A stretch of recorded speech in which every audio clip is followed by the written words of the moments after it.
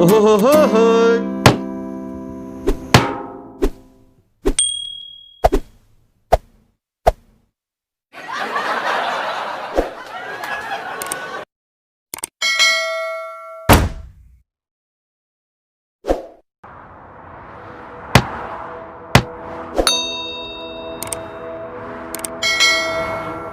Recording by Maaaring. Chapter 1. The Right to be Rich. Whatever may be said in praise of poverty, the fact remains that it is not possible to live a really complete or successful life unless one is rich. No man can rise to his greatest possible height in talent or soul development unless he has plenty of money.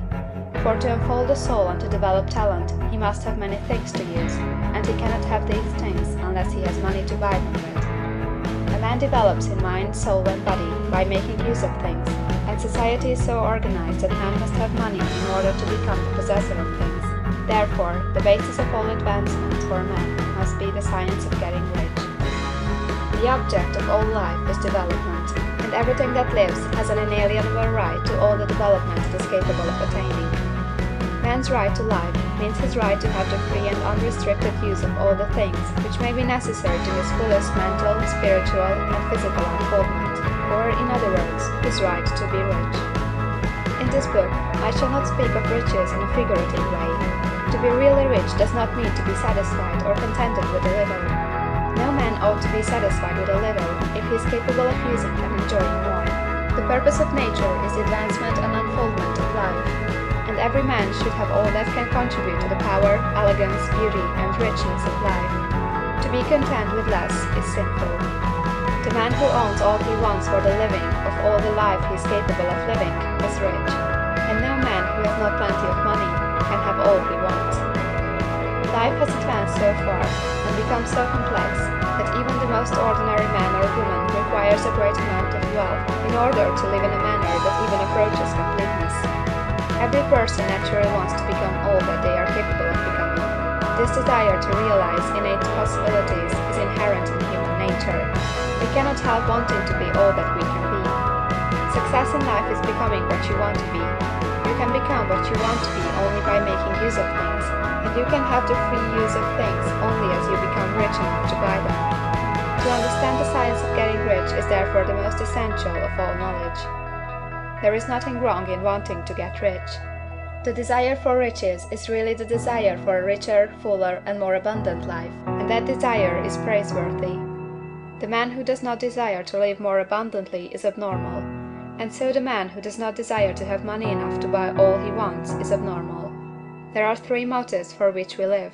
We live for the body, we live for the mind, we live for the soul. No one of these is better or holier than the other. All are alike desirable, and no one of the three, body, mind, or soul, can live fully if either of the others is cut short of full life and expression. It is not right or noble to live only for the soul and deny mind or body, and it is wrong to live for the intellect and deny body or soul. We are all acquainted with the loathsome consequences of living for the body and denying both mind and soul, and we can see that real life means the complete expression of all that man can give forth through body, mind, and soul. Whatever he can say, no man can be really happy or satisfied unless his body is living fully in every function, and unless the same is true for his mind and his soul. Wherever there is unexpressed possibility, or function not performed, there is unsatisfied desire. Desire is possibility seeking expression, or function seeking performance. Man cannot live fully in body without good food, comfortable clothing, and warm shelter, and without freedom from excessive toil. Rest and recreation are also necessary for his physical life. He cannot live fully in mind without books and time to study them, without opportunity to travel and observation, or without intellectual companionship. To live fully in mind, he must have intellectual recreations, and must surround himself with all the objects of art and beauty he is capable of using and appreciating. To live fully in soul, man must have love, and love is denied expression by poverty. A man's highest happiness is found in the bestowal of benefits on those he loves. Love finds its most natural and spontaneous expression in giving.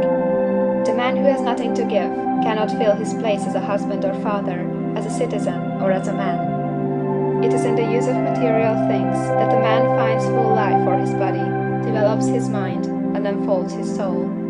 It is therefore for supreme importance to him that he should be rich. It is perfectly right that you should desire to be rich. If you are a normal man or woman, you cannot help doing so. It is perfectly right that you should give your best attention to the science of getting rich, for it is the noblest and most necessary of all studies. If you neglect this study, you are derelict in your duty to yourself, to God and humanity, for you can render to God and humanity no greater service than to make the most of yourself. End of chapter 1.